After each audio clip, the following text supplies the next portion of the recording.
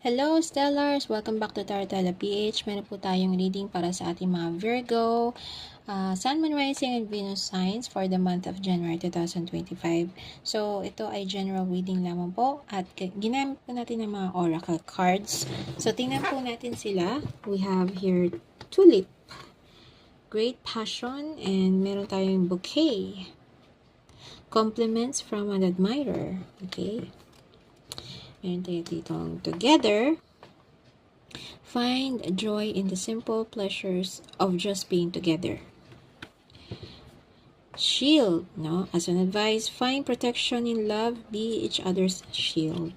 Alam nyo, mga Virgo, sobrang hot na hot kayo. Ang energy ng inyong oracle cards ay very much in heat, parang pusang in heat.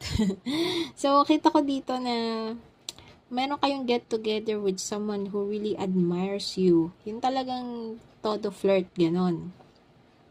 At dahil kakalandi nyo, no? Charot.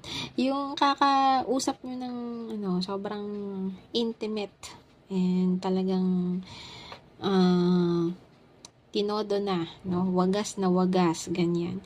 Magkakaroon kayo ng get together. But as in sabi ng universe, you really have to shield each other, be protected, no? Alam niyo yun. Alam niyo na yung protection, gloves, yon. At, enjoy each other's company. Simple lang. So, marami sa inyo na may magaganap in January, maaring makabuo at maaring hindi kapag protected. So, sobrang talaga, very direct ang inyong energy, Virgo. So, very passionate, very Aries yung dating. Kahit Virgo kayo, parang yun ang nakikita. Ay, ba't ko nasabi yung Aries?